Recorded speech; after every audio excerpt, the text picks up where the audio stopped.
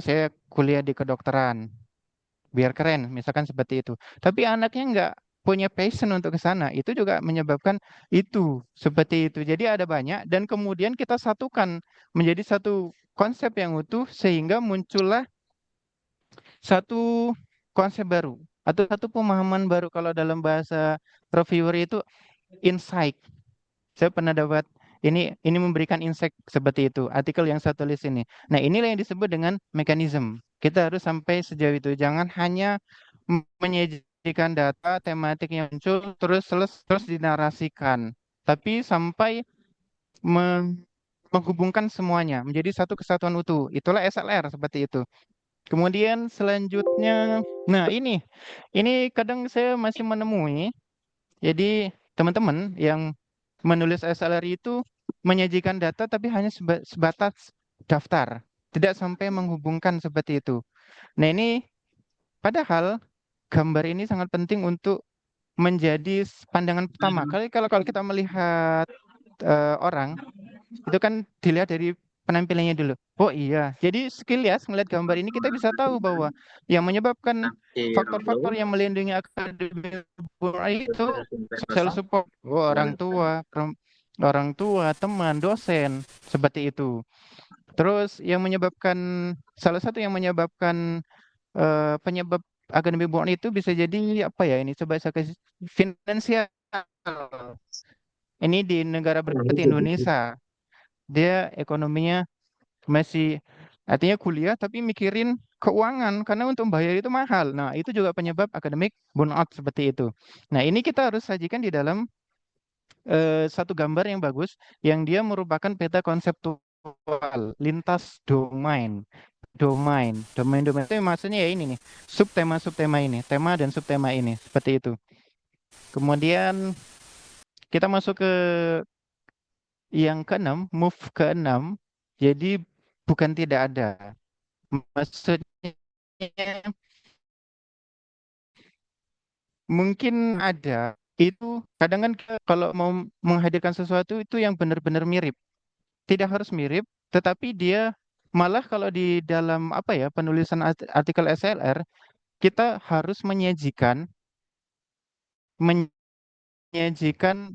satu misalkan karena kita konteksnya dalam yang artikel yang saya tulis ini adalah faktor pelindung dan faktor penyebab akademi burnout, maka yang kita sajikan yang itu faktor berbeda, maka kita harus menyajikan yang berbeda. Kalau sudah perlu terus karena orang sudah menyepakati, semua orang sudah menyepakati tapi melalui tulisan yang ini sama. Tapi kita menyajikannya beda, berarti kan ada perbedaan yang misalignment, artinya terpisah-pisah, terfragmentasi. Orang eh,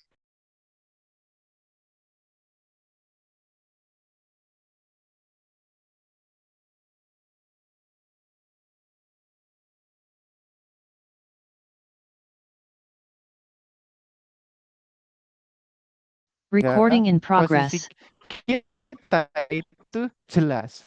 Sampaikan di sini nih, ini di latar belakang. Posisi kita, burnout must be comprehensively understood considering such complexity. Complexity seperti itu. Artinya banyak hal-hal yang berbeda, tetapi itu menuju ke akademik burnout seperti itu. Maka berarti kita harus ini dong, kita harus kategorikan itu semua. Artinya yang berbeda-beda. Kan kalau kita mau memahami sesuatu itu pasti kan kita kalau dalam matematika itu kita kelompokkan dulu ini sehingga kita bisa mengatakan bahwa ini loh rata-rata begini seperti itu. Ini yang harus kita lakukan. Dan ini kalimat pamungkasnya sih saya rasa di sini lah ya. Yang gimana saya menandainya ya? Ini nih di sini nih. Ini kalimat pamungkasnya kalau menurut saya. Jadi systematic review of the state of knowledge is needed to address this gap. This gap itu maksudnya perbedaan. Sehingga kita bisa menyeimbangkan atau menghubungkan fragmentasi itu. Baik itu karena budaya atau psikologi dan sebagainya. Seperti itu. Kemudian eh, berikutnya, ntar saya hapus dulu. Nah, ini yang penting nih. Ini saya selalu di artikel apapun itu selalu dapat masukan dari teman-teman itu begini. Kita harus mengkritisi, kita harus berani. Ini pas saya pulang kemarin itu, salah satu profesor itu mengatakan ke saya, kita harus berani mengkritisi teori yang sekarang berjalan, bahwa pada kondisi saat ini itu tidak berlaku atau bukan tidak berlaku. Maksudnya dalam kondisi spesifik ini, itu kondisi teori yang sudah berjalan itu tidak pas. Nah, kita harus berani seperti itu. Tetapi di dalam artikel saya sebenarnya nggak begitu tajam menyerang literatur yang sudah ada. Saya hanya mengatakan bahwa kita tidak bisa kita tidak bisa memandang akademik burnout itu secara terpisah, individual. Ini sistemik loh. Makanya saya katakan di sini, ada counseling service. Institusi butuh counseling service, pelayanan counseling. Terus kemudian butuh harus menyelenggarakan pelatihan coping adaptif. Artinya kalau kita ada masalah, siswa itu harus bagaimana, dia harus punya role model. Oh, kalau ini oh, ada mahasiswa yang bagus tuh, dia menyelesaikannya dengan cara begini, ya udahlah saya tiru begitu. Terus ada finansial yang cukup seperti itu, harus didukung dengan kondisi finansial atau mungkin institusi memberikan beasiswa keringan atau bagaimana. Social support, jadi tidak hanya institusi dong yang harus apa ya, mendukung agar mahasiswa atau siswa terhindar. Nah, ini kan satu sistem, tidak dipandang secara individual. Ini kan saya sebenarnya sedang mengomentari atau mengkritisi satu artikel yang saya munculkan di latar belakang tadi yang terpisah, dia ini yang faktor. Kita tidak bisa bicara begitu. Kita harus bicara secara sistemik ketika mengatasi akademik burnout. Nah, kemudian yang kedelapan yang terakhir, biar nanti kita sisi diskusinya banyak seperti ini. Yang ini limitasi, ini sebenarnya saya nggak menyajikan pas waktu itu. Pertama kali saat ini tidak menyajikan ini, tetapi ini itu menyampaikan. Ini harus ditulis. Bahkan reviewer itu menuliskan secara langsung. Jadi ini kelemahannya. Ini sebenarnya reviewer yang menulis ini, saya hanya menyajikan ke dalam draft. Nah, saya rasa ketika emang ini disajikan, itu penting untuk ada. Kenapa? Yang pertama, agar nanti reviewer itu tidak berkomentar. Maksudnya, ini karena reviewer saya bagus, langsung menuliskan, tolong sajikan ini, seperti itu.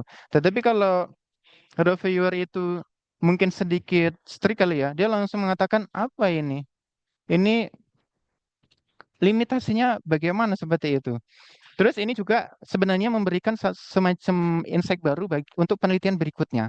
Seperti itu, bahwa kalau penelitian berikutnya, karena saya dikomentari, kok cuma dua database-nya, ScienDirect dan Scopus. Mengapa? Padahal kan banyak ditawarkan oleh si reviewer itu kan ada PubMed. Dia kan juga berbicara masalah health gitu loh. Akademik burnout itu kan sebenarnya healthy, mental health seperti itu. Kenapa nggak mencari di sana? Dan itu kan kita harus jawab itu. Nanti saya akan memberikan semacam jawaban saya yang diterima seperti itu.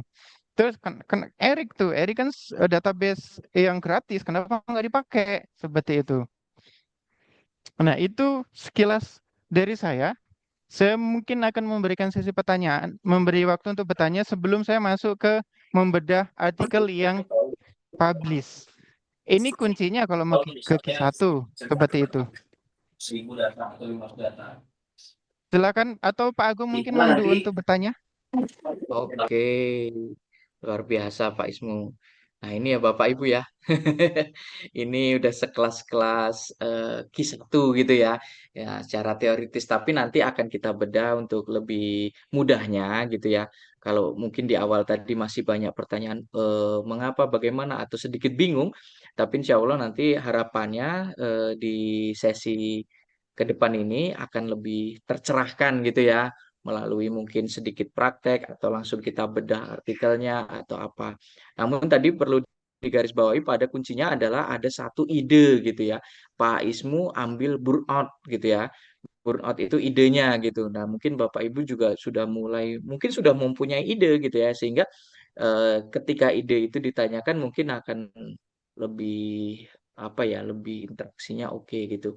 Dan mungkin boleh Bapak Ibu yang ada pertanyaan, sekarang kita mulai dulu beberapa pertanyaan, silakan. Boleh raise hand atau saya lihat di kolom chat sudah adakah yang bertanya? Ya, Saya halo. lihat. Halo. Halo. Iya, Ibu. Halo, Ya, Assalamualaikum warahmatullahi wabarakatuh. Mohon maaf, eh, mungkin Waalaikumsalam. suaranya Waalaikumsalam. kurang jelas ya. Dan tadi karena keadaan nggak memungkinkan, jadi telat telat masuk. Iya, jadi mungkin ada materi yang eh, saya tidak dengar gitu. Ini tertarik banget dengan topik dengan materi ini. Yang ingin Ibu tanyakan adalah kalau untuk problem di pendidikan ya Pak, permasalahan anak-anak yang mengucapkan kata-kata yang negatif dan sebagainya gitu ya, misalnya kata-kata binatang dan sebagainya. Ada nggak istilah dalam mungkin psikologi itu apa namanya permasalahan itu dan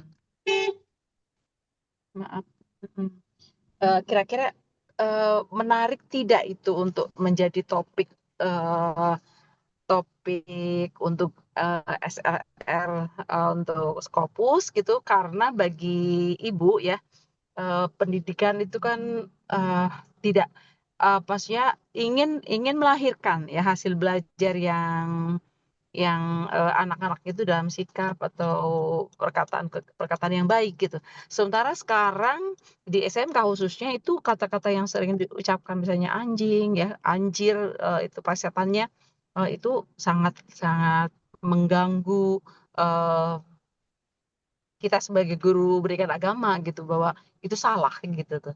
Nah, itu saja pengantarnya kira-kira eh, itu tuh apa, ide apa gitu sehingga ingin meneliti di hal itu gitu. Kira-kira ada tidak contoh yang pernah membahas tentang permasalahan tersebut. Terima kasih. Assalamualaikum warahmatullahi wabarakatuh. Waalaikumsalam Waalaikumsalam. warahmatullahi wabarakatuh. Oke, monggo Pak Ismu, adakah pencerahan ide? Sedikit saja mungkin. Karena Oke, terkait hal seperti ini Bapak dan Ibu peserta, nanti iya, kalau ide-ide personal itu baiknya di acara pelatihan gitu kayak. Karena itu kan bersifat ide personal gitu ya untuk topik iya. penelitian per orang gitu ya. Itu mungkin di sebenarnya lebih ke penelitian gitu ya. Oke, Itu di siap.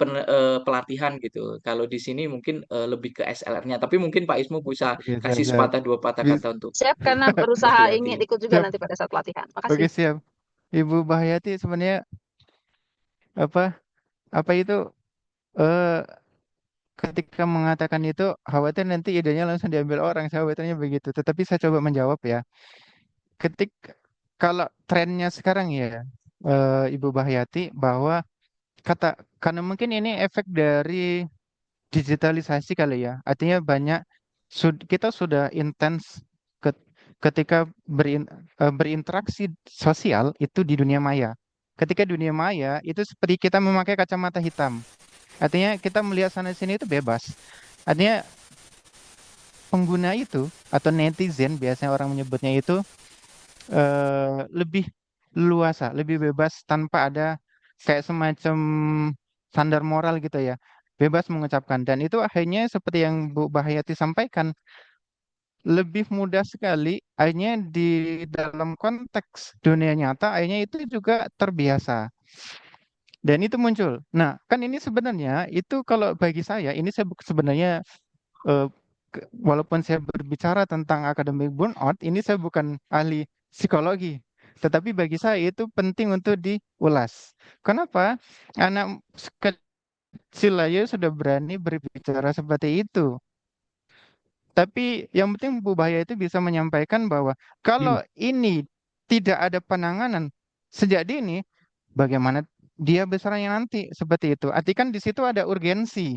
ketika Bu Bahyati bisa menyajikan itu di dalam latar belakang urgensi, seperti yang punya saya ya, kalau akademi burnout itu tidak segera diatasi, ada loh mahasiswa yang punya keinginan untuk bunuh diri, atau bahkan ada yang sudah bunuh diri. Ketika bisa menyajikan itu dan menemukan citasinya dalam sebuah artikel itu bagus sekali, seperti itu. Tapi catatannya adalah ketika kita menulis artikel SLR, itu kan kita butuh artikel yang sudah publish banyak. Kalau ternyata kita cek di database misalkan Scopus, Henderek, Eric, PubMed, itu ternyata banyak, itu bisa dilanjutkan. Tapi kalau enggak, kita kan akan kesulitan. Kalau artikelnya sedikit, berarti kan sebenarnya topik ini belum terlalu banyak yang mengulas. Artinya belum banyak perbedaan yang terjadi. Kita mau mengulas apa kalau artikelnya sedikit seperti itu.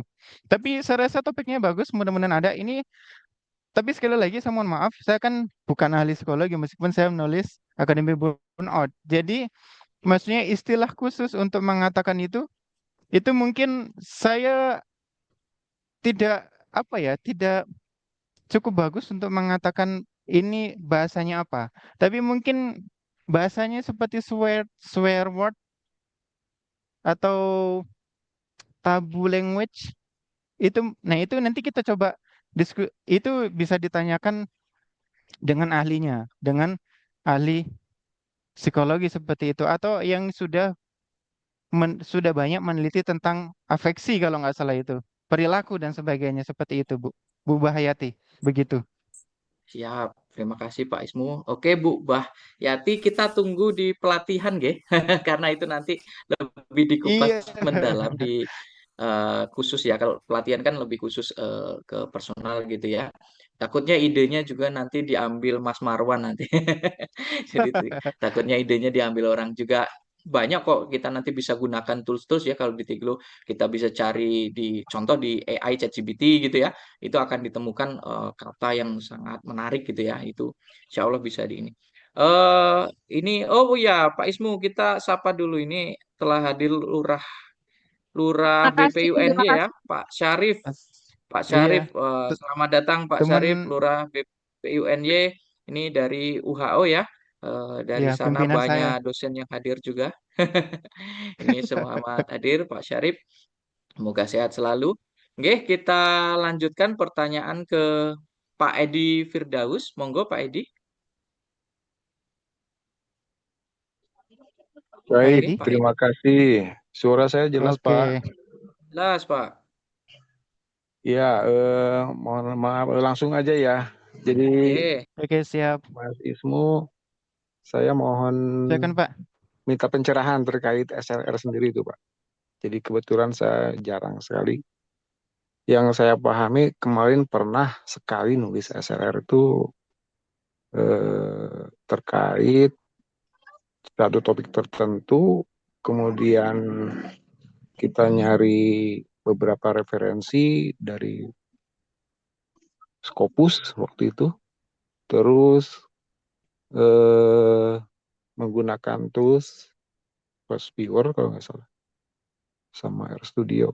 Nah, dari pemaparan tadi yang Mas Ismu sampaikan, eh, saya mendapat hal yang baru sepertinya. Jadi artinya mungkin bisa dijelaskan lebih jauh, Pak. Selain apa itu SLR, kemudian dalam menentukan metodologinya bagaimana? Sampai tadi ada resultnya seperti itu. Ya, mungkin itu aja, Pak Mas Ismu. Terima kasih. Oke, siap, siap, Terima siap, kasih siap. Pak Edi. Iya, Monggo Pak Ismu. Oke, saya buka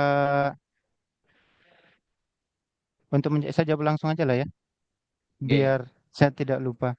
Ini saya coba buka pelatihan yang sebelumnya. Ini saya berbicara lebih teknis terkait dengan bagaimana menulis SLR. Mungkin ini saya jadikan secara singkat aja, seperti itu.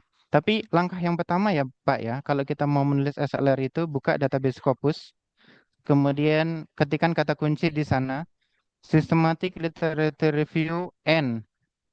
Topiknya apa yang kita bahas? Ada nggak di sana?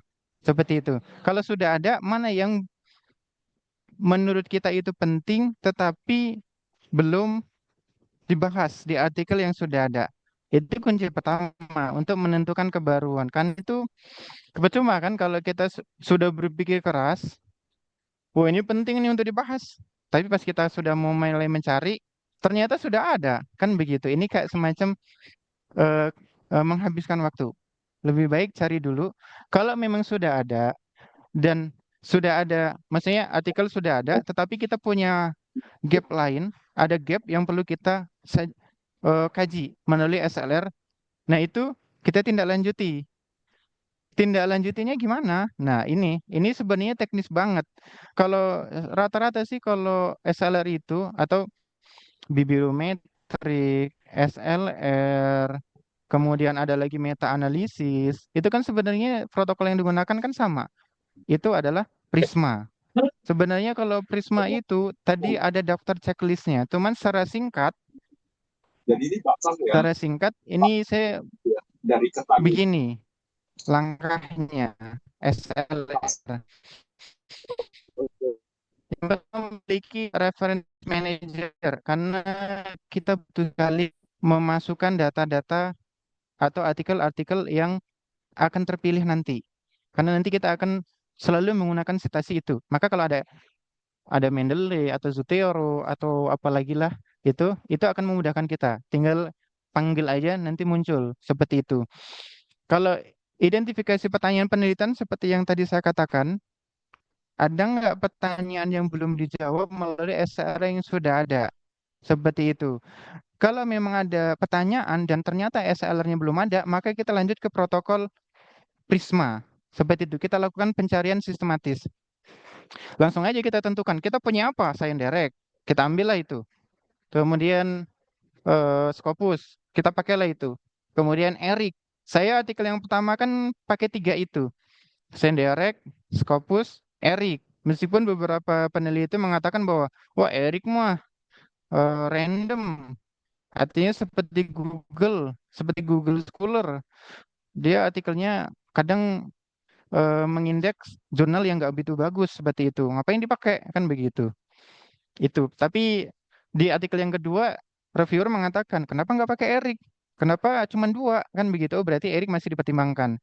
Nah, kalau sudah punya database itu, kemudian kita lakukan pencarian sistematis. Tapi Bapak harus paham dulu, ketika kita mau mencari artikel dengan sesuai dengan topik kita, itu kan butuh kata kunci. Kata kuncinya Bapak harus paham banyak. Kenapa? Dengan kata kunci atau istilah yang kita pakai, kayak yang kita ketikkan di database, itu kan semakin banyak itu semakin representatif atau semakin mewakili apa yang mau kita ulas. Seperti itu. Tetapi mungkin kalau kebanyakan kita mungkin akan susah juga. Seperti itu. Kemudian lakukan pencarian sistematis dan ada screening. Screening itu berarti gini Pak, kalau artikelnya terlalu banyak ya Pak, ya banyak banget. Misalkan sekali pencarian itu ada 1.000. Biasanya screening di awal melalui fitur-fitur yang ada di Scopus. Misalkan tahunnya saya batasi. Nah, terkait dengan tahun nih, ini juga saya dapat komentar dari reviewer. Kenapa cuman 2016 sampai 2025? Kenapa nggak sebelumnya seperti itu? Itu jadi pertanyaan. Nah, jawaban yang saya berikan itu pas waktu itu 2006 dari 2016 sampai 2025 sebenarnya nggak ada patokan tahun. Kalau saya dengan menanggapi seperti ini diterima berarti tidak ada patokan tahun eh, rentan waktu yang kita batasi itu. Saya pas waktu itu 2016 sampai 2025. Kenapa begitu? Karena ketika saya melihat grafiknya dari tahun 2016 itulah terjadi lonjakan penelitian akademik burnout. Seperti itu. Itu salah satu teknik penyaringan. Atau kalau memang 5 tahun terakhir ya pakailah itu. Dengan alasan kalau systematic literature review kayaknya sih alasannya bisa dipakai untuk semuanya. Misalkan ada lonjakan, itu kan bisa untuk berlaku semua. Kenapa? Karena kita kan memang mencari dengan metode yang sama. Bisa jadi alasan ini dipakai itu juga akan berlaku untuk semua penelitian seperti itu. Kemudian hanya berbahasa Inggris. Kenapa? Ya, kalau saya karena saya lebih paham bahasa Inggris, seperti itu kan bahasa internasional. Kan ada bahasa Jerman, bahasa Rusia dan sebagainya. Saya menemukan itu bahasa Korea, bahasa Jepang, seperti itu. Tetapi yang paling umum kan bahasa Inggris. Langsung kita batasi itu. Meskipun nanti di keterbatasan itu juga harus disampaikan bahwa ini menggunakan ada bias bahasa di sini seperti itu. Kenapa hanya bahasa Inggris saja begitu? Itu jadi keterbatasan. Kemudian ada juga yang dia open access. Kenapa? Sih kita nggak mungkin kan mengulas yang close access harus bayar dulu. Langsung aja batasi. Ketika artikel itu nggak bisa di-download karena harus bayar dulu, langsung aja. Itu tidak masuk kriteria saya. Langsung di-exclude aja seperti itu. Terus apa lagi ya? Itu kayaknya ada banyak. Mungkin secara teknis itu akan kita apa ya? Kita lakukan kalau ada pelatihannya di pelatihan seperti itu. Kemudian setelah kita dapat nih artikel, ini kan penyaringan tahap pertama. Penyaringan tahap kedua kita harus membaca abstrak. Abstrak kita baca. Sesuai topik kita nggak sih? Nggak sesuai. Terakhir, saya menganalisis 50 artikel. Saya rasa itu sudah cukup seperti itu. Kemudian ketika kita sudah membaca abstrak dan ternyata sudah mendapatkan 50, kita baca lagi full. Apakah ini benar-benar relevan untuk menjawab pertanyaan penelitian saya? Oh, ini nggak relevan. Ini tadinya di abstrak sih bagus, tapi isinya kok nggak mendukung. Kita buang. Seperti itu. Kalau ternyata dapatlah 30 misalkan. Atau artikel saya yang pertama itu hanya 16 artikel. Seperti itu. Dari 16 artikel itu ya kita ekstrak aja. Kita ekstrak, kita baca mana di mana apa mana yang datanya ada di artikel itu yang menjawab pertanyaan penelitian yang saya sudah ajukan di awal. Kita susun tabelnya. Itu kan nanti kan ada banyak daftar ya Pak ya, banyak daftar. Ini mengatakan ini mengatakan ini dan sebagainya. Daftarnya seperti ini. Nah, itulah kita analisis tematik, kita kelompokkan. Oh, ternyata kalau di kasus di Akademi Burnout itu ada sisi psikologis, sisi teknologi, sisi support sosial, social support dan sebagainya. Nah, kalau sudah dapat itu, jangan lupa ini yang paling penting nih, kunci untuk Q1, mencapai Q1. Pasti di dalam mendapatkan artikel yang terpilih tadi, yang misalkan 50 atau 16, pasti kan dia berasal dari berbagai negara kan? Nah, kita harus membahasnya dari negara-negara yang berbeda itu. Di negara A, oh dia ada kecenderungan ini lebih tinggi loh. Di negara B ini kecenderungan lebih tinggi loh. Nah, itu yang dimau oleh si reviewer seperti itu karena di dua artikel SLR saya yang publish yang pertama bandingkan dong antara negara ini dengan negara ini akhirnya saya mengkategorikan negara berkembang negara maju seperti itu ada istilah itu atau dia negara negara yang kompetisinya tinggi Cina dengan negara yang pendidikannya baik tapi tuntunya banyak Finlandia seperti itu nah pokoknya seperti itu tergantung kita nanti memaknai melihat karakteristik dari setiap negara itu bagaimana. Seperti itu. Atau di artikel yang pertama, yang gratis ini dia mengatakan, ini apa perannya untuk education 3.0, 4.0, 5.0, seperti itu. Ini kan juga satu analisis yang bagus bahwa apa yang kita hasilkan itu ternyata punya kontribusi untuk education 5.0 misalkan atau pas waktu itu saya 3.0 3.0. Nah, itu kan ada kontribusi yang kita berikan untuk pendidikan yang sekarang ini loh. Seperti itu. Itu analisis yang bagus. Pinter-pinter kita untuk mengambil sudut pandang itu ketika menyajikan data dan membahasnya dan harus muncul di pertanyaan penelitian seperti itu. Begitu Pak, hanya ditulis dah.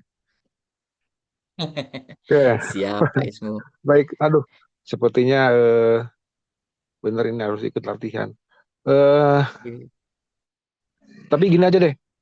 Eh, kalau mau ikut pelatihan kan berarti harus udah ada bahan. Kira-kira persiapan apa nih Pak yang harus dilakukan agar pas pelatihan itu udah langsung ke apa ya istilahnya minimal apa pendahuluannya misalkan sudah ada lah atau bagaimana itu. Karena memang tadi dari pemaparan yang disampaikan itu metodologi ini termasuk yang paling berat sepertinya ya. Coba Pak, Kalau bagi kira-kira. Izin saya, menjawab. Mhm. Pak, oh yaudah Pak Agung. Oke, izin menjawab Pak Edi dan teman-teman semuanya. Insya Allah nanti kita sudah diskusi dengan Pak Ismu di bulan Ramadan itu kita akan selenggarakan pelatihan. Jadi ngabuburitnya produktif gitu ya. Ramadan tapi produktif itu sudah kita rencanakan. Nanti waktunya akan kita sharingkan. Nah, di pelatihan itu kita akan mulai dari awal gitu. Yang paling harus ada adalah ide, topik. Nah, topik terus dicari dulu topiknya apakah itu sudah ada penelitian atau belum. Ketika topiknya itu belum, nah bawa itu. Karena nanti dari awal sama Pak Ismu akan diberikan anatominya, bagaimana menyusun pendahuluan, bagaimana metode, bagaimana diskusi, resul ya, hasil dan discussion gitu ya. Jadi itu kita dari awal goalnya bisa mempunyai artikel SLR gitu ya. Tentu ada tugas-tugas yang nanti diberikan Pak Ismu yang harus dikerjakan oleh peserta dalam waktu yang ditentukan gitu ya. Jadi kurang lebih itu ada 3 minggu sampai ya 3 mingguan itu pelatihannya. Jadi harapannya itu nanti kita bahas nanti nggih, Ya, insya Allah itu akan ada nanti informasinya. Nggih ini Pak Ismu, kita jawab Bu Adeh ya, Adeh Ratna. Setelah itu mungkin nanti Pak Ismu bisa apa nyeruput kopi sebentar, kita jeda iklan. oke Pertanyaan siap-siap. lanjutannya nanti kita bagikan setelah Pak Ismu mungkin nyeruput kopi di kafe. Nggih, kita satu lagi Siap-siap. monggo Bu Adeh, yang lainnya nanti Oh ya sesi Bu Ade. selanjutnya nggih. Nggih, monggo Bu Adeh. Iya, eh, baik, terima kasih Pak Agung dan Pak Ismu. Jadi Bu. Pertanyaannya mungkin agak identik dengan tadi Pak Edi Firdaus ya. Kalau saya memahami terkait dengan SLR itu kan systematic literatur review. Berarti kan kita mereview penelitian sebelumnya gitu ya. Karena selama Ya, saya meneliti, mungkin saya baru baru pernah satu kali Pak melakukan penelitian terkait dengan literatur review, dan menurut saya itu lebih lebih sulit ya dibandingkan dengan yang sering saya lakukan gitu kan, penelitian yang seperti biasanya. Kenapa? ya, Karena kita harus banyak referensinya, kemudian juga kita harus pandai menganalisis gitu kan, sehingga ya, kita bisa mencari novelty dari ide yang kita angkat. Mungkin mohon arahannya ya, kalau saya salah menyimpulkan ya, ya, yang saya ya, tangkap seperti ya, itu gitu. ya, Apakah iya demikian atau mungkin enggak, kok Bu lebih mudah atau bagaimana? Barangkali saya mohon arahannya, karena yang saya alami itu justru lebih sulit gitu kan ya. Jadi apa nama itu, salut banget kalau misal Pak Ismu bisa memberikan arahan seperti itu. Kemudian yang kedua, terkait dengan pelatihan yang akan dilakukan, apakah itu fokusnya kepada metode SLR atau gitu kan ya, metode atau teknik tembus ke Q1-nya gitu. Mungkin itu saja, terima kasih. ya. Siap, monggo Pak Ismu nanti bagian terakhir saya. Bagian Oh pertama iya Pak siap. Ismu mudah atau Siap-siap. sulit tuh menulis SLR itu sebenarnya. Oke, Kalau monggo. kalau saya sih karena udah 2 kali ya Bu, saya bilangnya mudah dan mudah-mudahan S- nanti ketika kalau di sini kayaknya akan panjang karena akan melalui proses membaca artikel dan sebagainya seperti itu. Bagi saya yang penting topik Ibu, kalau kuncinya sih menurut saya begini. Ibu punya topik yang mau ditulis SLR-nya. Karena topik itu penting, urgen untuk era sekarang. Nah, yang penting sudah punya ide itu, terus kemudian kita cari di Scopus, cari sudah ada SLR belum? Oh, belum. Bagus. Kalau sudah ada, nah dia ngebahasnya sejauh itu. Padahal nih, ada sisi ini loh yang penting juga. Seperti itu. Nah, itu kan eh, menurut saya masih kita lakukan. Mungkin agak sakit belum terbiasa. SLE kan hanya duduk, diam, membaca dan sebagainya. Apalagi sekarang ada AI tools. Jadi kebaruan saya juga kebaruan kadang itu minta bantuan AI. Misalkan seperti ini. Ini saya punya artikel ada SL begini. Saya minta pandangan dia. Kebaruan mana yang bisa saya temukan kalau ada artikel SLR yang sudah ada 4. Misalkan begitu, tanya aja. Ini kebaruan yang mungkin ditemukan adalah satu ini. Nah kan kita tinggal ikuti itu aja. Habis setelah itu baru kita lakukan eksekusi mencari artikelnya di database tadi itu. Kalau kebaruannya kita sudah dapat, mudah itu seterusnya. Terkait dengan penulisan latar belakang, kita nanti akan sesuaikan. Kenapa? Latar belakang itu kan sebenarnya kita jabarkan yang orientasinya untuk mengatakan bahwa tujuan penelitian saya penting. Maka latar belakang itu harus menyesuaikan tujuan.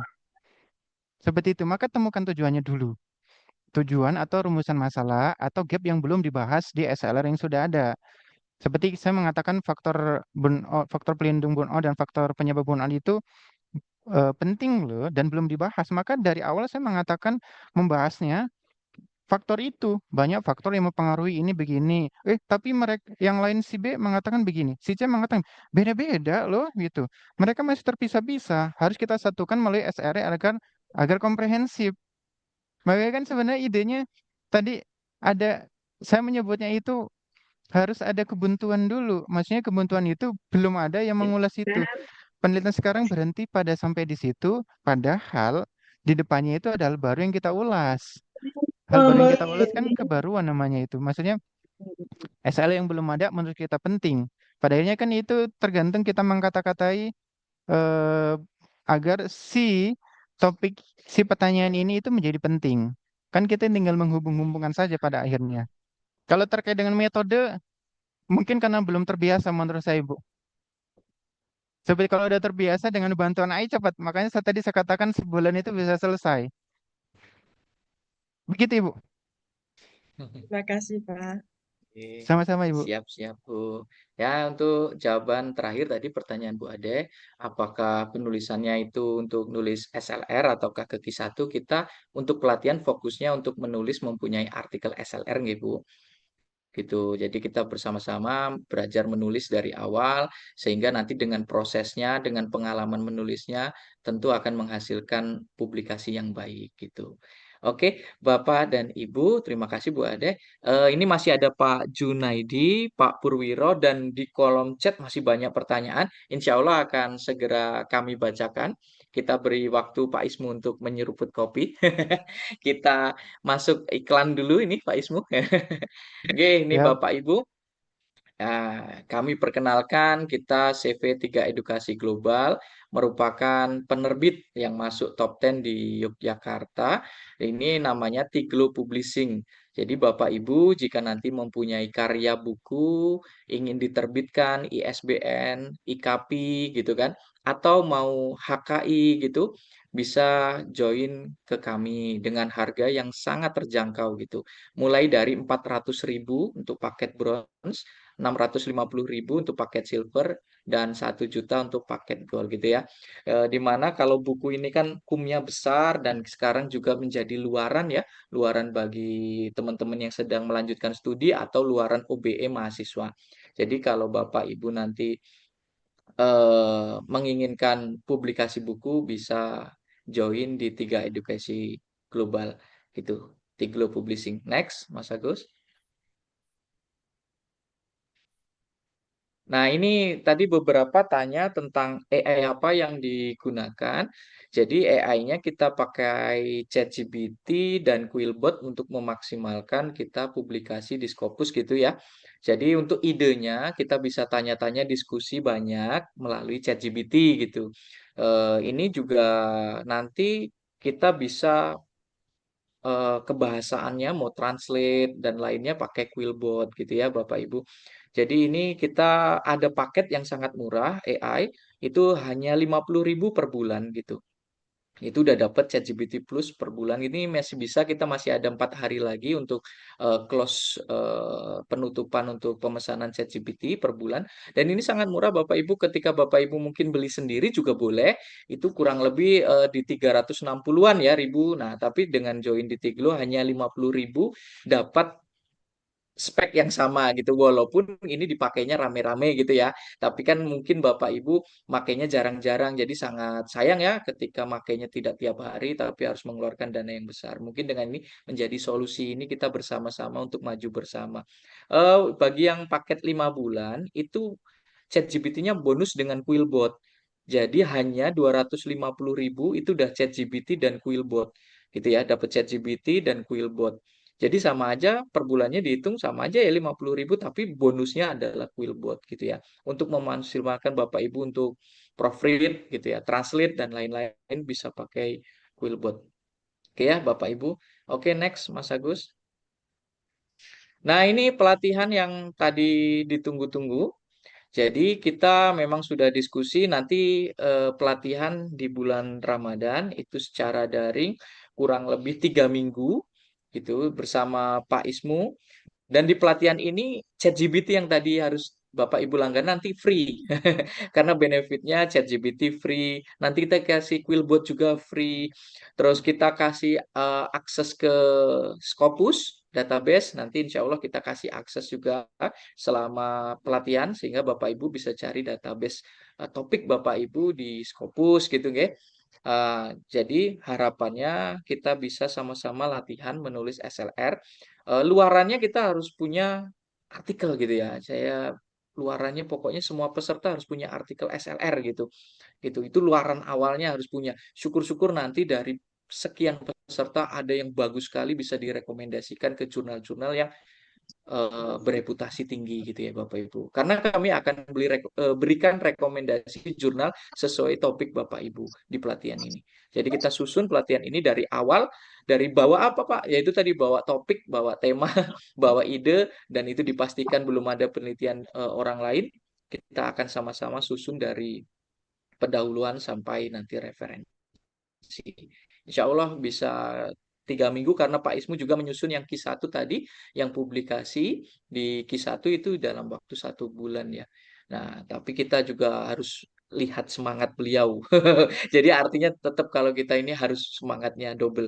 Oke, next, Mas Agus. Nah, ini Bapak dan Ibu, jika tadi kan SLR ya, literatur review. Nah, di sini kita mau yang original riset gitu ya. Kalau nanti Bapak Ibu sudah punya penelitian dan itu hasilnya bagus, tertariknya di original riset gitu ya. Kita akan adakan juga pelatihan juga sama ini juga di Ngabuburit Ramadan juga. Nanti kita bedakan harinya. Jadi kalau mau maksimalkan kualitatif, kuantitatif, atau R&D di penelitian Bapak Ibu, sudah ada penelitian nih, penelitian disertasi saya, atau penelitian S2 saya, atau penelitian hibah saya, kita bisa maksimalkan di pelatihan bersama nanti trainernya Pak Arci gitu ya. Ini baru pulang dari Jepang beliau. Jadi nanti untuk maksimalnya original riset di sini, di pelatihan ini. Tapi kalau mau literatur dengan Pak Ismu tadi. Nah, ini beda. Jadi bedanya kalau literatur kita bisa duduk seperti Pak Ismu tadi ya, duduk di kafe membaca, menghasilkan sebuah karya. Itu dengan literatur review. Kalau ini kita sudah melakukan sebuah penelitian, sudah ada hasil penelitiannya, bagaimana dikemasnya untuk bisa publish di Scopus gitu ya. Jadi di sini pengemasan hasil penelitian Bapak Ibu, original risetnya gimana bisa diterima di Scopus gitu. Oke, next Mas Agus. Nah, ini Bapak Ibu jangan lupa untuk mengisi presensi acara hari ini. Jadi di presensi itu ada pemesanan sertifikat pelatihan, nggih. Jadi ini contoh sertifikatnya. Nanti mungkin ada yang butuh untuk BKD. Ya, kita bisa sharing, bisa gunakan sertifikatnya ada 36 JP, bisa lumayan kan untuk tambah-tambah di sister atau di PKD gitu ya. Harapannya benar-benar nanti kita bisa sama-sama berkolaborasi dan simbiosis gitu Bapak Ibu. Oke, ini hanya contoh Bapak Ibu nanti bisa diisi di presensi ya. Pemesanan sertifikat hanya 25.000 Bapak Ibu. Ini sebagai bentuk support kita kepada teman-teman narasumber, teman-teman Tiglo dan lainnya. Sehingga kita jadi semangat untuk setiap bulan bisa menyelenggarakan acara webinar yang gratis berbagi ilmu. Oke, Bapak Ibu, mungkin itu review sedikit iklan dari Tiglo. Mungkin saya sedikit masuk lagi ya tadi kalau ingat buku di Tiglo. Terus di Tiglo juga ada jurnal kalau butuh jurnal pengabdian atau jurnal penelitian. Namun untuk volume 2025 sudah penuh. Nanti 2026 ada. Monggo kalau mau submit, publish silahkan hubungi Mas Agus, Mas Marwan. Bagi anggota Tiglo free gitu ya. Selanjutnya tadi kita ada ChatGPT dan Quillbot, silakan dipesan. Yang paling penting adalah pelatihan SLR dengan Pak Ismu. Monggo nanti kita akan share iklannya, flyernya. Jika minat, ayo kita belajar SLR. Karena kalau sudah menguasai konsepnya dan menguasai toolsnya, itu terasa menjadi lebih mudah gitu untuk SLR. Oke, mungkin kita lanjut ya ke sesi selanjutnya. Terima kasih Bapak Ibu. Kita ada dua penanya. Mungkin, Pak Ismu sudah ready kah atau masih menyeruput kopinya? Siap. Oke, siap Pak Ismu. Kita lanjut ya. Ini ada Pak Junedi dulu, setelah itu Pak Purwiro, setelah itu saya bacakan nanti kita jawab yang di kolom chat ya Pak Ismu. Monggo Pak Junedi, silakan. Baik, terima kasih Pak Agung. Izin Pak Ismu. Ya Pak, ini Pak ya luar biasa nih Pak SLR nih karena bagaimanapun banyak riset-riset yang sudah dilakukan itu berawal dari SLR ini Pak. Jadi tahu itu banyak oh ternyata topik ini bisa loh larinya ke sini gitu. Itu berawal memang dari SLR ini Pak. Luar biasa nih SLR ini Pak. Nah ini terkait penulisan nih Pak. Memang saya belum pernah nih untuk menerbitkan kitab cetak nih Pak. Nah andai kata kan saya udah punya topik nih Pak.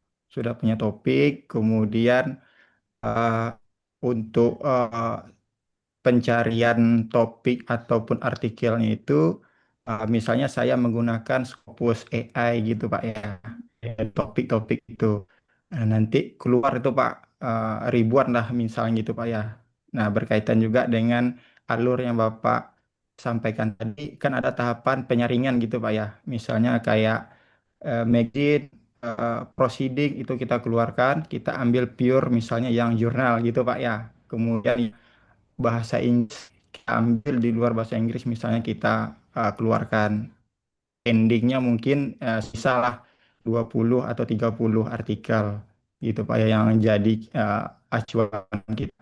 Nah yang jadi untuk terkait yang inti dari yang itu dari 20 itu apakah betul-betul kita baca satu-satu gitu Pak ya, ataukah memang ada tools AI gitu Pak yang bisa membantu kita mungkin lebih cepat dalam menganalisis dari artikel-artikel yang kita jadi acuan tadi Pak.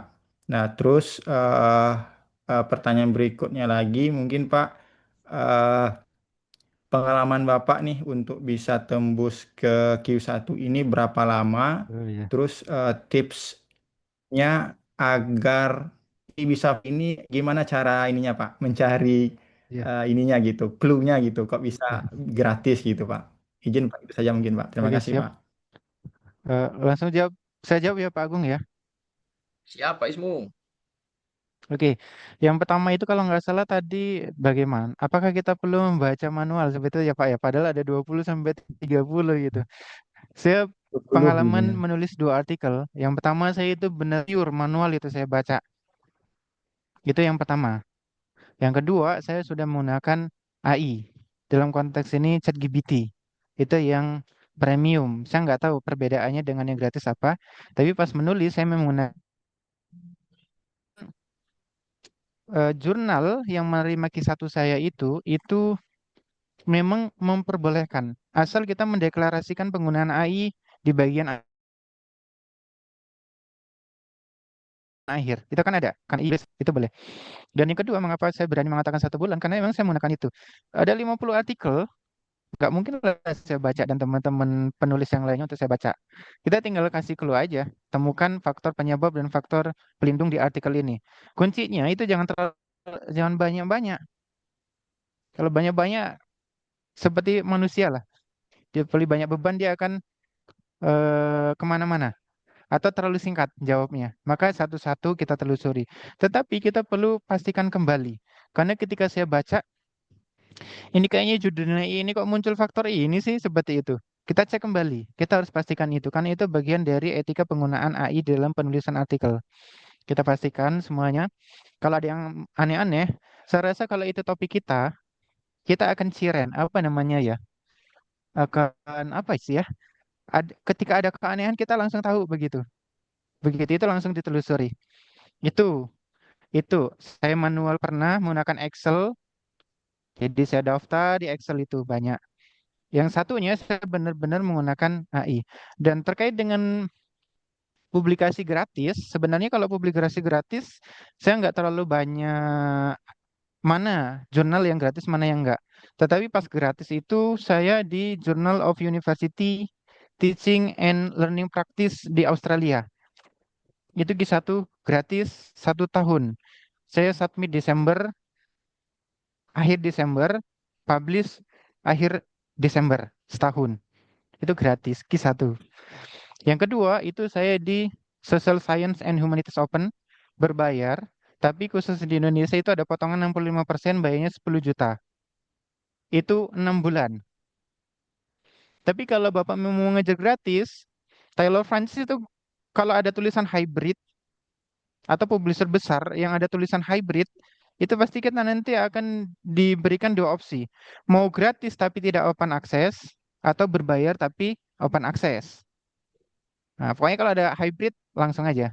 Atau kalau yang kedua itu kalau nggak salah IIER di Australia, pernah ke sana. Tapi ditolak. Begitu. Pernah nulis yang lain tapi ditolak. Begitu, Pak Junaidi. Oke, baik Pak. Mudah-mudahan menjawab. Cukup Pak untuk ininya Pak. Iya, Terima kasih siap. ya Pak. Atur nuwun, terima kasih. Sama-sama, Pak. Jadi, monggo selanjutnya Pak Purwiro. Silakan Pak Purwiro dari UM Metro ini. Makasih Mas Agung, Mas Ismu. Oke. Jadi, Pak. Saya kemarin lihat Mas Ismu tapi kebetulannya aja di Iya, GSG. Bapak ketemu istri saya kayaknya, Pak. Iya, ya saya ada pertanyaan tentang SLR ini di tahap Boolean, Boolean ya, Boolean Scopus. Ketika pencarian tema kata kunci, nah itu apakah SLR-nya disertakan atau topiknya aja? Nah kalau topik aja kan kita nanti pasti dapat banyak tuh. Nah atau mungkin alternatif kedua, eh, dalam pencarian itu SLR-nya disertakan sehingga kalau muncul banyak misalnya, nah kita tinggal cari celah gapnya atau Ya, kebaruannya di mana gitu ya Pak. Nah terkait dengan yang open access tadi, ini berarti kita memilih yang open access itu ketika sudah akan menyusun artikel ya Pak ya, karena kalau kalau sudah kita pilih open access nanti padahal banyak topik itu sudah dikaji orang, tapi karena kita hanya mencari open access sehingga tidak nampak di kita, padahal banyak karena itu close. Nah ini mana yang sebaiknya dilakukan biar. Oh siap. satu lagi referensinya, apakah kalau kalau target kita itu di Q1 itu referensinya harus kita ambil yang dari Q1 semua gitu atau basing yang penting ada di booleannya gitu. Makasih Pak Ismo. Siap, terima kasih, Pak Perwiro. Jumpa lagi di pelatihan sebelumnya juga ini. Terkait dengan apakah menggunakan SLR atau tidak dalam memasukkan istilah itu di database, itu tergantung keperluan kita untuk apa. Kalau kita memang mencari kebaruan, maka gunakan itu. Kenapa? SLR itu kan kebaruannya begini, sudah ada SLR sebelumnya? Belum. Kalau sudah ada, maka kita cari di sudut pandang yang lain. Itu kan kebaruan di SLR kan begitu. Sudah ada tapi dia mau bahas topik A. Saya punya topik B loh. Coba saya cari lagi ya. Oh, ada topik C. Topik B masih aman nih harus saya kaji. Nah, itu kan kebaruan di dalam penulisan artikel SLR. Itu kalau mau mencari kebaruan, saya rasa perlu, wajib itu. Karena kita ini terkait ternyata tidak open access begitu. Karena maksud saya open access itu ketika kita sudah menemukan pertanyaan penelitian yang harus dijawab. Tapi ketika kita eh, masih apa ya, masih mencari kebaruan, kita jangan batasi open access. Kalau memang tidak bisa di-download, biasanya saya begini. Biasanya cari ResearchGate atau dia dia apa itu ada preprintnya. seperti itu. Atau biasa kalau masih benar-benar bisa saya download, itu sebenarnya kalau membaca abstrak kita bisa langsung tahu apa yang dia bahas di dalam artikel itu. Atau kadang saya tanya ChatGPT, kamu bisa nggak mengakses ini? Coba berikan saya apa isi cut dari artikel. Nanti dia akan memberikan. Karena kita kan sebenarnya ketika mencari kebaruan hanya butuh dia membahas topik apa di dalamnya, dan itu biasanya tercermin di abstrak gitu loh Pak. Kalau kalau saya begitu ya Pak ya, begitu. Ya, Tapi kalau itu sudah berbicara data, artinya selected artikel yang terpilih yang akan kita ulas, baru dia harus open access. Kita langsung otomatis buang aja, orang nggak bisa kita download, kan begitu. Meskipun sebenarnya itu ada dan itu relevan, makanya kan di keterbatasan itu kita sebenarnya bias juga. Artinya sebenarnya ada artikel tapi tidak open access, jadi tidak ikut. Nah itu masuk ke dalam keterbatasan. Begitu Pak. oke, oke Mas Isnu. Iya Pak.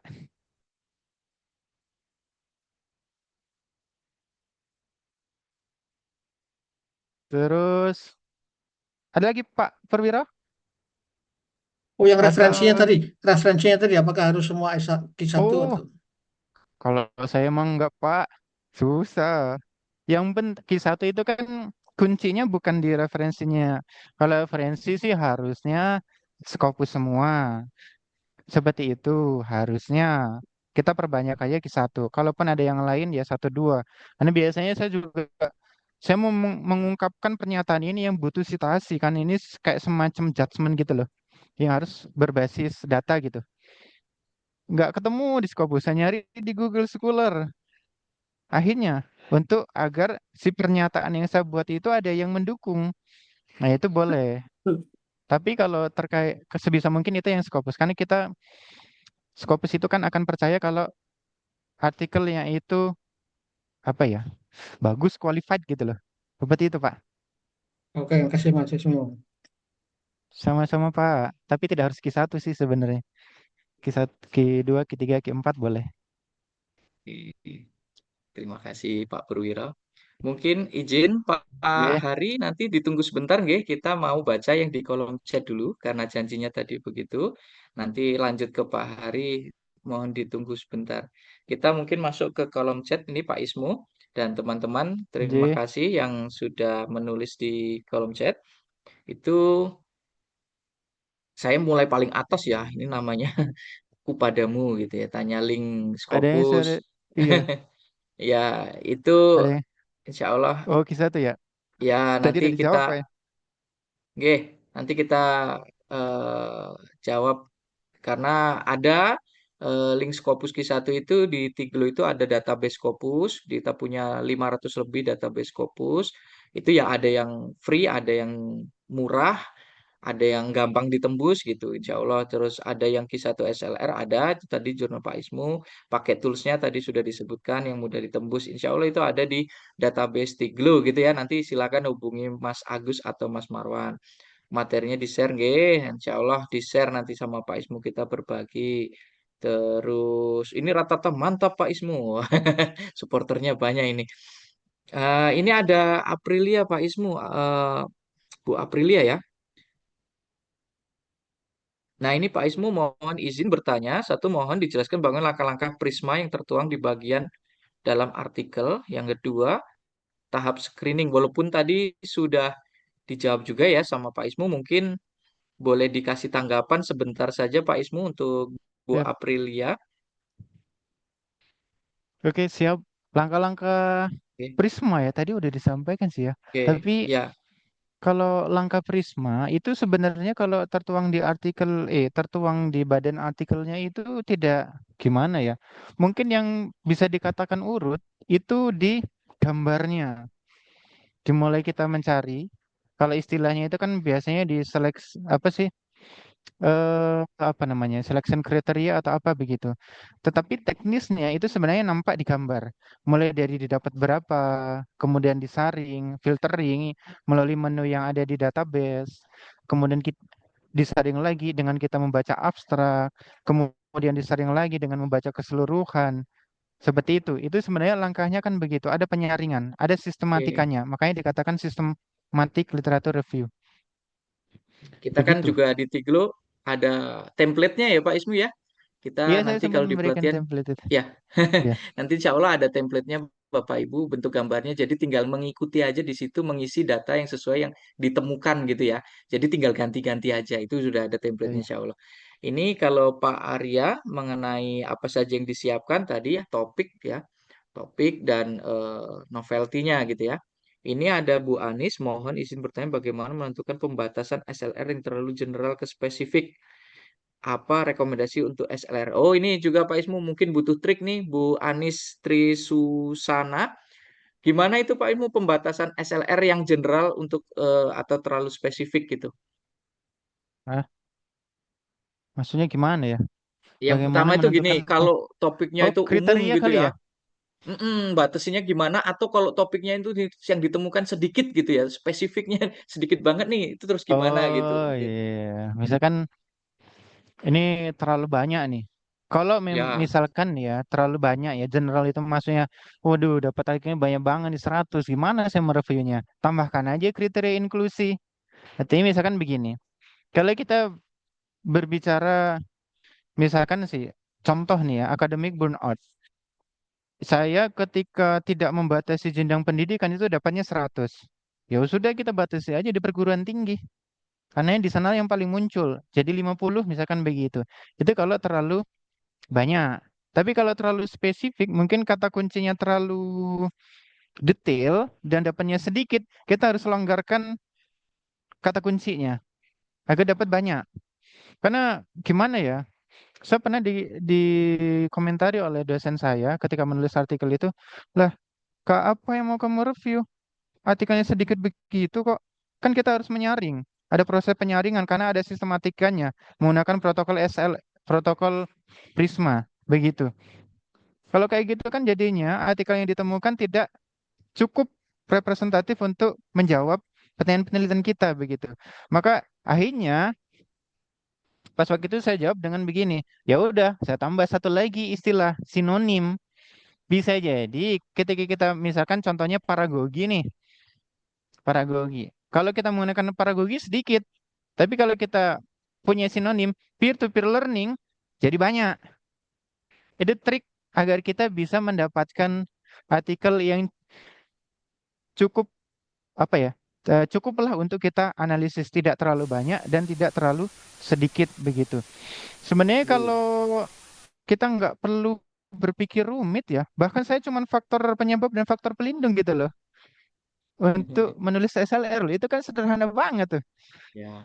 Faktor penyebab dan pelindung nggak tinggi-tinggi gitu maksudnya. Hanya mencari bagaimana sih faktor pelindungnya dan seterusnya. Begitu Pak Agung, Ya, Bu oke. Jadi Anis. artinya gini ya Pak Ismu, kalau terlalu general juga kita batasi, tapi kalau terlalu data yang diberikan sedikit, maka kata kuncinya kita kurangi biar dapatnya banyak. Nah, ini Nah, betul kan? Nah, ini menyambung pertanyaan di bawahnya ini Pak Ismu, Pak Agus Susanto.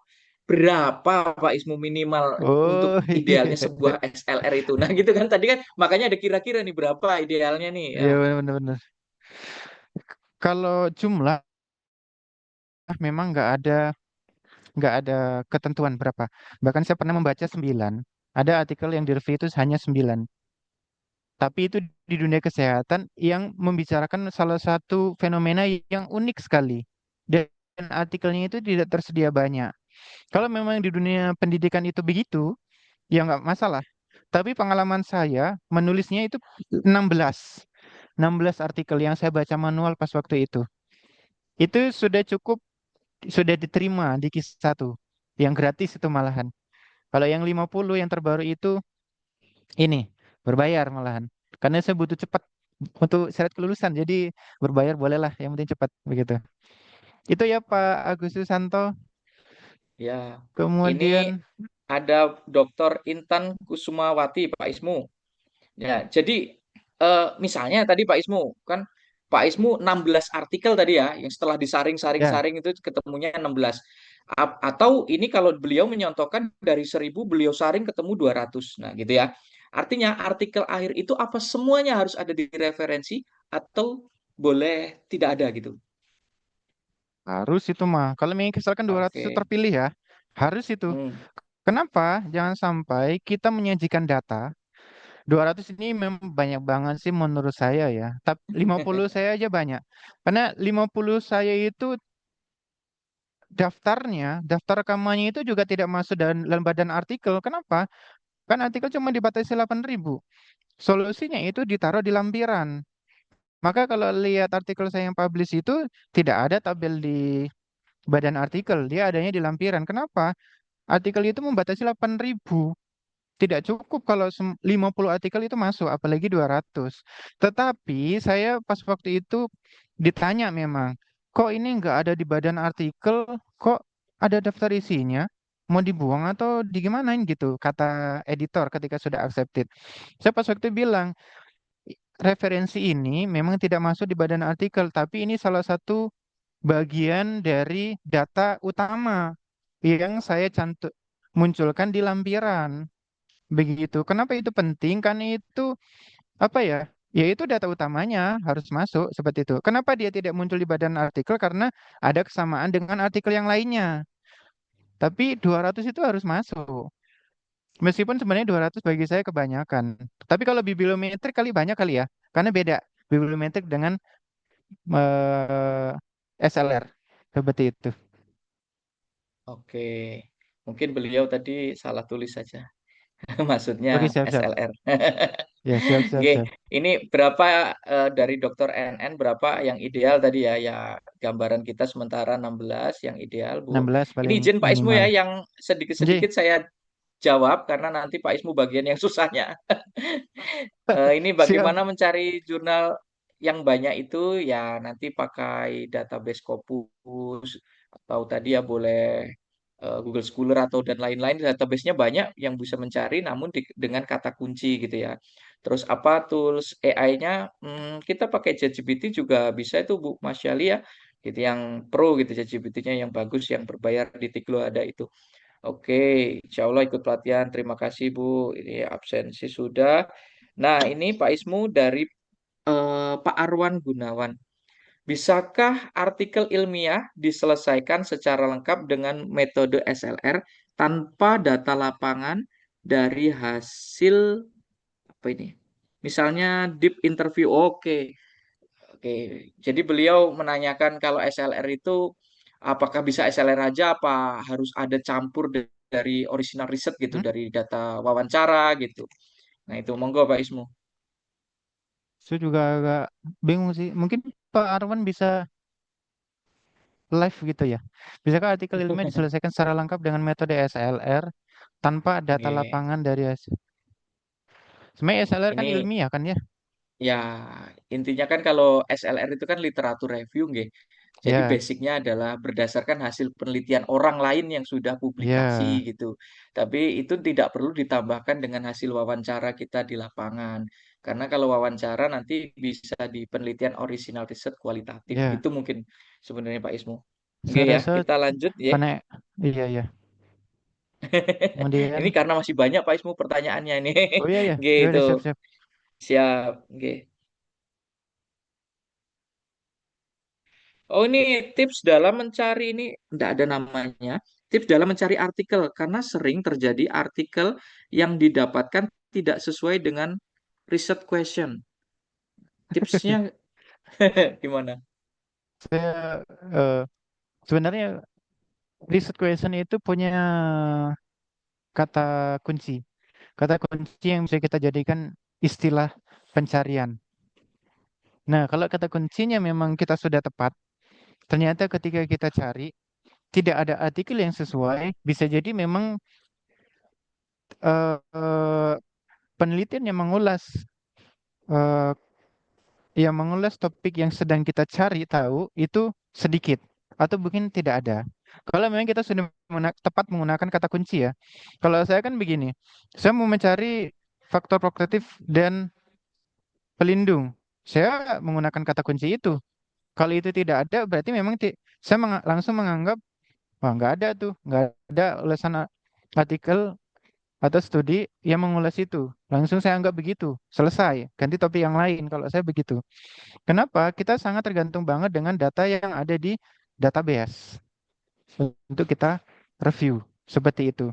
Atau kalau memang tidak ada, cara kedua, cari sinonimnya, sinonim dari kata kunci. Karena latar belakang research question itu pasti mengandung kata kunci. Pasti mengandung kata kunci ya. Seperti saya faktor faktor akademik burnout dan protective and risk factor of burnout itu pasti muncul. Itu pasti apa ya, istilah itu akan menjadi kata kunci.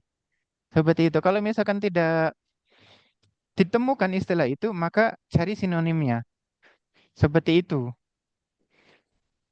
Hal ini teknis sih, harus bermain-main dengan istilah sinonim dan sebagainya.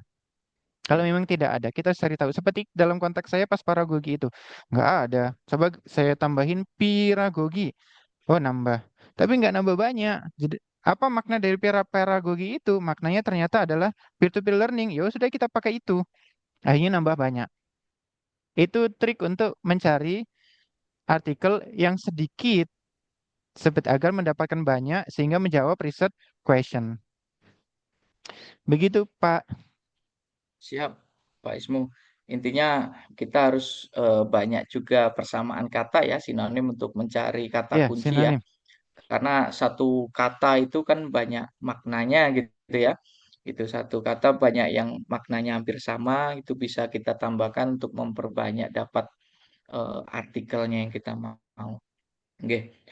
Kita lanjut Pak Ismu. Ini ada Pak Iskandar Arfan yang mungkin sudah Pak Ismu respon mungkin, tapi teman-teman yang lain mungkin pengen tahu lebih detail juga. Bagaimana jika kita melakukan systematic review, kemudian Oh pada iya. saat kita membaca hasil artikel yang sesuai inklusi SLR kita, namun setelah membaca ada beberapa artikel yang memiliki hasil yang sangat kontradiksi atau berbeda. Bagaimana cara kita menyampaikan hasilnya atau menyimpulkannya. Jadi setelah baca 10 artikel ternyata yang 5 ke kanan, yang kiri yang 5 ke kiri Pak Ismu. Nah, kita itu bagaimana itu ya gitu. Apakah kita harus gimana nih gitu. Silakan Pak Ismu. Siap. Bagi saya ini bagus banget karena memenuhi move yang keberapa tadi ya. Kita harus mengkritisi apa teori yang sudah mapan. Maksudnya penelitian sebelumnya itu serempak mengatakan A itu punya hubungan dengan B, misalkan begitu.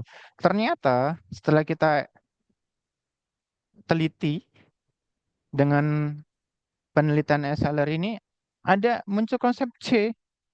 Padahal konsep C itu bertentangan loh dengan B, padahal A punya hubungan B. Tapi apa? Punya hubungan dengan C. Si C padahal kontradiktif dengan si B, misalkan begitu. Itu kan pengetahuan baru, kita langsung bisa mengintari. Nggak begitu dong. Nah, itu kan bagus banget tuh, diterima banget di Q1 kalau konsepnya memang begitu ya. Karena Q1 itu kuncinya adalah kita harus berani mengkritisi teori yang sudah ada. Tidak begitu teori sekarang ini, kalau konteksnya itu demikian. Nah, kuncinya bagaimana? Bapak harus menghubungkannya. Menghubungkannya itu begini. A itu punya misalkan yang bertentangan itu bisa terjadi seperti itu karena apa? Itu perlu rasionalisasi yang didukung dengan apa ya, pendapat-pendapat peneliti melalui artikel yang sudah publish. Sajikan itu. Sajikannya itu harus mekanik seperti yang saya mekanisme. Maksudnya gimana ya? Ada mekanismenya. Maksudnya gini, yang kontradiktif tadi itu hubungkan dengan eh apa ya? Ini yang kontradiktif apanya sih, saya juga bingung. Tapi yang kontradiktif itu hubungkan, itu menghubungkannya mungkin akan panjang. Yang penting semuanya jadi utuh pada akhirnya. Walaupun dia kontradiktif. Kontradiktif pasti ada alasan. Maka kita bicara mengapa bisa terjadi seperti itu. Yang perlu kita sajikan di pembahasan kan begitu. Di data ternyata dibuktikan kontradiktif. Maka untuk menjawabnya itu kan di pembahasan. Di pembahasan kita harus bisa menghubungkan itu secara utuh, namanya mekanisme, not only descriptive but also mechanism. Begitu loh. Maksudnya ada mekanisme, ada tautan-tautan tertentu yang harus kita, maksudnya hubungan-hubungan tertentu yang harus kita ungkap agar itu menjadi logis. Logisnya itu bisa jadi begini, loh ini berbeda konteks, loh ini dalam terjadi di lingkungan khusus yang tidak pada umumnya. Ah, ini salah satu contoh gambarannya, Pak ya. Ini ini lingkungan yang tidak biasa ini. Misalkan ini daerah terisolasi, misalkan pantas saja tidak berlaku. Nah, itu kan satu pengetahuan yang harus disampaikan ke pencetus teori atau penganut teori itu. Nggak bisa ini disamaratakan. Kalau kondisi khusus seperti ini nggak bisa. Ini kan satu pengetahuan baru, satu kritisi yang sangat kuat. Itu penting. Dan perlu diketahui, SLR itu kan sebenarnya bukan kesimpulan generalisasi. Jadi tidak harus mengeneralisasikan ini begini, tinggal sampaikan aja. Teori ini begini, tetapi dalam kondisi khusus ada hal-hal yang perlu diperhatikan karena itu kontradiktif begitu. Malah ini bagus sih menurutku. Begitu Pak Agung. Pak siapa Pak Iskandar Oke, Arfan? terima kasih. Jadi malah bagus Pak kalau kita nanti bisa Iya, bagi mengemasnya. saya bagus itu. Itu nanti kita sharing dengan Pak Ismu ya. Kalau semuanya ketemu gitu malah jadi hal yang baik gitu ya. Iya, Oke, iya, kita betul. lanjut nih Pak Ismu. Ini Pak Redi menanyakan, oh link apa yang ini? Grupnya ada Bapak di Tiglo Scopus Ini 2 nggih. Grup ini WhatsApp Pak itu Redi teman sudah saya ada kayaknya di Pak Redi. jurusan. Oh, Pak Redi. Ya, kawan Pak Ismu itu, Japri Pak Ismu bisa itu. Senior saya kayaknya ini. Nggih. Ya, kalau grup komunikasi di Tiglo ada di Tiglo Scopus 1 sama Iya, Tiglo Scopus ada 2 grupnya. nggih. Itu monggo diikuti. Lanjut, ini ada Y Budiarti. Pak Ismu, saya ada dua artikel tahun 2025. Apakah untuk publis di tahun ini sudah out of date? Artinya harus menyesuaikan data terbaru lagi. Nah, ini gimana Pak Ismu? Kalau menurut saya, itu 2005 kalau misalkan bulan Desember ya masih bisa. Ini kan baru bulan Januari. Tapi kalau dari Mm-mm. awal-awal sebaiknya update. Karena paling nambahnya cuma satu dua. Oke. Kalau saya dengan konsep saya yang terakhir menulis artikel itu dengan bantuan AI itu kan bisa bisa langsung bantu tanyakan. Coba bantu saya menemukan data ini di artikel ini. Jadi begitu. Oke. Kalau Ya menurut saya itu, ya tergantung nggih. bulannya kapan. Ya, Bu Budiarti artinya masih Kalau bisa nggak salah ini digunakan gitu ya. Masih Bu bisa Yesi dari digunakan. Umpri kalau nggak salah. Oh, oh iya iya iya iya. Ya tahu saya ini Bu Yesi mungkin ya. Iya, Ya, itu insya Allah masih bisa. Kalaupun nanti datanya sudah terlewat, ya masih bisa di-upgrade yang baru ya. Itu nggak bisa bisa gunakan cepat. Paling tools-tools satu nanti dua. triknya. Oke, ini ada Pak Tarjo, Pak Ismu Agung mohon bantu share template SLR. Insya Allah Pak, nanti di pelatihan kita share yang hari ini nanti PPT-nya kita share sama rekaman, ya. Itu. Terima kasih sudah menjawab Dr. NN. Ini ada Pak Eki Saputra. Izin Pak Ismu, perihal topik, keyword, dan SLR yang sudah terbit, mohon pencerahannya. Satu, mana yang lebih dahulu yang harus dikerjakan? Kedua, jika topik yang kita bahas ada keterkaitan dengan beberapa metode, apakah harus memecahkan literatur review berdasarkan metode? Ini ada dua pertanyaan dari Pak Eki yang lumayan nih Pak, kritis nih. Monggo Pak Ismu. Izin Pak Ismail perihal topik keyword dan SEL. Topik keyword dan yang sudah terbit mohon pencerahannya. Nggak, maksudnya ini mungkin topik sama keyword aja ya, mana duluan gitu ya, yang harus dikerjakan ya. Sebenarnya kalau untuk mengecek kebaruan, ya keywordnya itu. Kalau topiknya kan umum, kita belum bisa menentukan. Tapi kalau mau mencari kebaruan, kita biasanya mulai dari topik. Topik ini ada nggak? Terus kalau dia ternyata sudah ada, dia lebih mengulas dari sudut pandang mana. Sudut pandang mana ini kan sebenarnya keyword. Oh ternyata dia sudut pandangnya ke sana. Ya udahlah saya ke sini. Ketika kita mengatakan ke sini itu kan jadi keyword kita untuk menemukan data. Yang pasti akan berbeda. Mendapatkan artikelnya itu akan berbeda dari mereka. Kenapa? Berbeda keyword, berbeda pertanyaan penelitian atau rumusan masalah. Karena rumusan masalah itu identik banget dengan keyword yang akan kita pakai. Istilah yang kita pakai sebagai apa ya? Ya, kata kunci untuk menemukan artikel itu begitu. Terus jika topik yang kita bahas ada keterkaitan dari beberapa metode. Maksudnya metode apa sih? Apakah harus memecahkan literatur review berdasarkan metode? Ah, ini saya agak kurang nyambung sih. Maksudnya metode metode apanya sih ya? Nggih, Pak nggih, ini Agung mungkin juga coba memaknai, Pak. ya ini Jika topik metode yang kita bahas ada keterkaitan dari beberapa metode. Apakah harus ini memecahkan sebenarnya literatur review?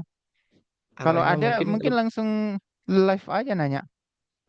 nggih, nggih, nggih. Monggo Pak Eki nanti kalau ini Pak boleh Eki, langsung live ya. Tapi karena nanti saya Pak khawatir Hari dulu ya. salah. Iya, saya Nggih. khawatir salah Tapi menyampaikan.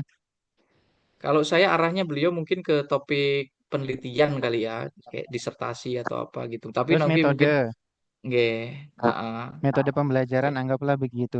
Ya, metode itu mm-mm. harus dipakai karena kan pasti kita berbicara metode. Misalkan metodenya lo banyak lo dipakai seperti itu. Eksekusinya mungkin bagaimana di lapangan dalam ranah praksis itu bagaimana? Ya metode itu jadi kata kunci. Nggih, nggih. Siap. Misalkan model pembelajaran, maka model itu jadi kata kunci. Tinggal modelnya apa? Misalkan PJBL. Kalau metode mungkin eksperimen, flip classroom, misalkan begitu. Itu jadi kata kunci. Kalau kalau begitu ya penafsirannya ya. Siap, Pak Ismu. Ini Bapak Ibu ya, jangan lupa untuk isi presensi, apalagi yang membutuhkan sertifikat boleh diisi. Kita mau sapa dulu ini Pak Lurah UNY, Pak Syarif. Ini teman-teman dari UHO banyak ya katanya yang tertarik ikut pelatihan Pak Ismu. Ini Pak Syarif dan Pak Ismu ini kawan satu kos katanya dulu. Hah? Ya, saling Oh mengenal. Oke, iya, selamat datang. Pak Pak Syarif, Syarif, Lurah UNY ya, dengan pas kawan-kawan S2. dari UHU-nya, dengan kawan-kawan dari UNY juga ini BPI udah dua ada datang. Harapannya ini Pak Lurah kalau ikut bersama Tiglo itu bisa klaim BPI Q1 Q2. Nggih, nggih, Amin. nggih. Just kidding Pak Lurah. Ya Pak Oke, Agung. Wisnu. lanjut. Ya, terima kasih Pak Lurah, Pak Syarif. Oke, lanjut Pak Hari. Mohon izin tadi terdistrak agak lama Pak Hari. Mungkin masih ada Pak Hari, M Hari, silakan. Masih ingin bertanya? Ya, Pak. Baik, Oke, terima kasih Pak Agung. Ya, mungkin tadi beberapa pertanyaan sudah terjawab ya. Jadi mungkin yang ingin eh, saya tanya ke Pak Ismu mungkin validasi saja Pak. Oke. Eh, Tadi kan sudah dijawab tentang penyajian Pak ya, penyajian dari hasil SLR yang saya tertarik di sana. Kata Pak Ismu tadi kan pintar-pintar kita dan menyajikan gitu Pak. Itu saya pernah ada pengalaman gitu Pak. Saya submit di Q2 waktu itu kan dan hasilnya itu minor revision gitu kan. Itu suruh nambah database gitu Pak. Saya tambah gitu kan. Tapi tiba-tiba di reject di akhir gitu Pak. Karena memang itu jurnal yang gratis gitu Pak.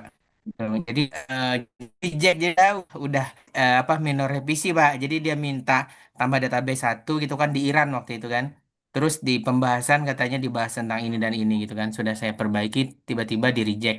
Karena banyaknya artikel yang masuk ke tempat mereka kata mereka kan alasannya Oh, gitu kan. Yang ingin saya tanyakan Pak, tadi kan sudah dijawab Pak Ismu tentang eh, bahwa pintar-pintar kita dalam menyajikan hasil. Misalkan juga nantinya ketika kita bikin SLR itu Pak, ternyata dari hasil artikel yang kita kumpulkan itu memang tidak inline dengan review question yang sudah kita buat di awal gitu kan. Apakah kita bisa menyesuaikannya dengan temuan artikel itu Pak? Atau kita bisa mencari lagi gitu Pak artikel yang memang sesuai dengan review question kita karena menurut kita itu novelty-nya di situ misalnya gitu Pak. ya. Atau kita menyesuaikan atau seperti apa Pak? Dan juga tadi ada tentang misalkan konteksnya itu Pak ada di tempat kerja ataupun di akademik gitu kan. Nah, sehingga ada dua konteks di PCC-nya, misalnya kita buat dua konteks seperti itu, mungkin lebih umum gitu Pak ya untuk SLR yang belum ada gitu Hmm. kan. Nah, itu nantinya kan tren di Q1 ini bagaimana Pak? Apakah mereka minta nantinya pembahasan yang seperti Pak Ismu katakan tadi, negara berkembang, negara yang sudah maju gitu kan, atau mereka lebih kepada naratif atau tematik Pak? Tren di Q1 ini itu seperti apa Pak? Yang pembahasan yang mereka suka itu Pak itu. Mungkin itu Pak. Iya. Terima kasih Pak. Saya coba jawab dari yang terakhir ya. Yang Ya Pak. gimana sih trennya dalam penyajian data atau hasil discussion mungkin di sana itu. Itu saya pernah ditolak, beberapa kali ditolak itu selalu alasannya itu begini. Ini kok lokal banget ya topiknya gitu. Berarti apa ketika kita mengulas yang saya sebut tadi analitik tidak hanya deskriptif, jadi tidak hanya sekedar tema itu dimunculkan sesuai rumusan masalah, tetapi tema itu muncul kemudian kita bahas dari sudut pandang yang berbeda. Misalkan sudut pandang yang berbeda itu, coba kita, kalau memang artikel itu memunculkan banyak negara yang berbeda karakteristik, maka kita punya kesempatan untuk mengulas atau membahas topik itu dari berbagai negara yang berbeda karakteristik. Negara berkembang itu ternyata pola kerjanya itu begini loh. Kalau negara maju itu begini. Pada topik yang sedang kita teliti. Atau kalau memang itu negaranya itu tidak cukup representatif untuk kita ulas, mungkin sama-sama di negara berkembang semua. Walaupun sebenarnya kita bisa mencari tahu perbedaan dari negara-negara itu bagaimana sih, seperti misalkan Asia, Amerika. Itu kan sebenarnya tergantung seperti yang Bapak sampaikan tadi. Pinter-pinter kita membuat satu sudut pandang yang bisa memperkaya. Nah, ini sebenarnya kan untuk memperkaya pembahasan sehingga memberikan insight baru. Atau kita hubungkan dengan perkembangan terkini. Misalkan kalau di dunia kerja sampai 3.0, ini apa sih perannya bagi yang sekarang begitu? Atau kalau dia sekolah, coba di level di jenjang pendidikan sekolah dengan pendidikan tinggi, itu bagaimana perbedaannya? Itu kalau dalam konteks sekolah. Kalau di dunia kerja, tadi Bapak bilang dunia kerja, mungkin saya nggak begitu paham itu topik saya, tapi mungkin itu seperti apa sih gitu. Itu bisa kita bahas. Atau kalau dalam manajemen itu di sekolah yang misalkan negeri dengan swasta, swastanya dan negerinya itu kan sebenarnya ada perbedaan yang cukup signifikan kalau dalam konteks sekolah itu bisa kita bahas begitu. Terus apa lagi tadi ya? Oh, ketika menemukan artikel yang tidak sesuai dengan rumusan masalah. Betul, Pak. Iya, itu tinggal arahnya lebih berat kemana kalau menurut saya itu tidak kita tidak bisa memaksakan, malah itu jadi salah. Misalkan kita dari awal sudah mengatakan kan ini ada kebaruan. Ini yang saya katakan sebelumnya sebenarnya. Ini rumusan masalah sudah bagus nih, saya sudah menemukan kebaruannya. Tapi ternyata ketika kita cek, kumpulkan artikel itu tidak banyak dukungan. Nah ini kan akhirnya kita nggak dapat data. Karena nggak dapat data, kita tidak bisa menjawab rumusan masalah. Kalau memang beratnya atau lebih lebih masuk ke datanya lebih banyak ke yang baru, artinya harus merumuskan rumusan masalah yang baru, rumuskan masalah yang baru. Tapi kalau memang sebenarnya sudah ada dan memenuhi kriteria minimal, misalkan 16 artikel sudah dapat, ya pertahankan itu, jangan nambah-nambah lagi. Karena itu ketika sudah berbeda rumusan masalah, itu akhirnya itu akan mendestruksi, mengacaukan. Nanti akan jadi pertanyaan oleh reviewer.